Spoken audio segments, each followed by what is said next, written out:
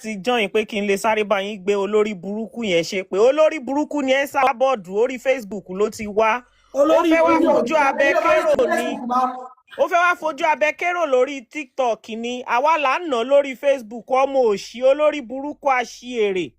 Aláyé bàjẹ́ wèrè kótì. A ti ná lórí Facebook. Ìgbà tó rí pókè páyé òun ti bàjẹ́ tó lórí Facebook ló ṣe wá báyìí lórí TikTok kó wá máa kérò lọ́dọ̀ yín olórí burúkú ni kò lógo. Ẹ̀yin tèmi OJUABE àti àwọn fáǹsì rẹ̀ gbé màmá ESABOD ṣépè o, wọ́n fún lépè gidi gan ni.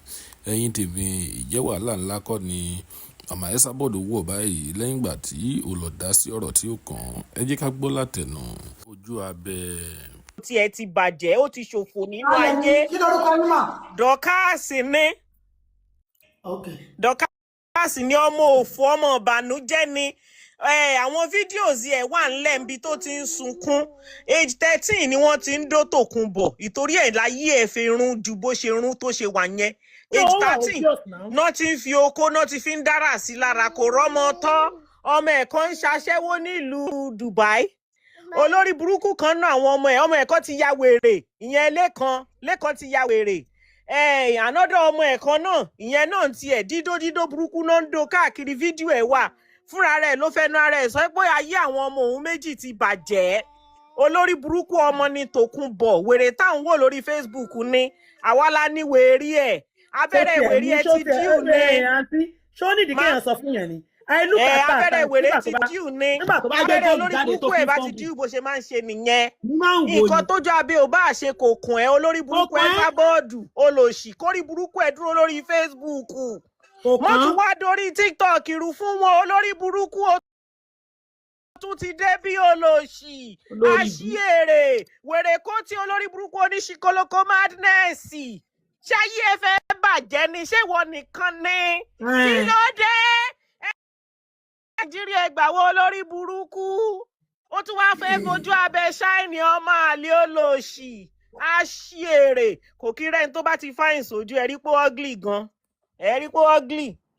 Mo kàn ní kí n sáré bá yín bu nípa wà là ń fún lábẹ́rẹ́ wèrè ẹ̀ lórí Facebook o. Ọ̀rọ̀ kan sọ jáde jẹ̀ta páwọn kan jẹlọsí yẹ gangan ló gangan ìwà yẹ gangan ló gangan wà wù lálẹ́ ibẹ̀ yẹn. Abẹ́rẹ́ wèrè ẹ̀ àtúntí wá sórí TikTok wá bú wọn ni. Ìgbẹ́ tèmi tẹ̀ máa ń sọ ni wípé there are some things tó jẹ́ pé tó bá ti tó táìmù kan nínú ayé èyí ò kí fi ń bùgá mọ́.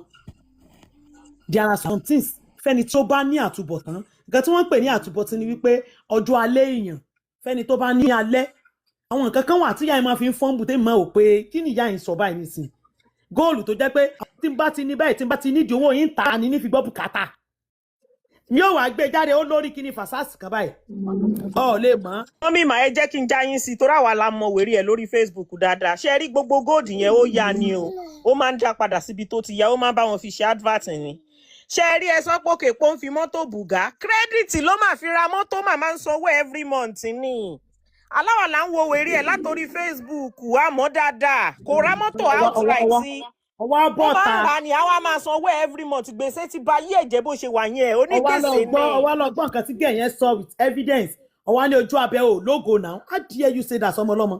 olórí burúkú ni ó fẹ́ wá gba ó ti ní OJUABE ti ní viewers lórí TikTok ni wọ́n fi ń járawọ̀ ó wá fẹ́ fi wá máa járawọ̀ ó lè ní olórí burúkú àwọn kọ́kọ́ OJUABE pa nígbà kan yẹn ìgbà yẹn ló yẹ kẹ́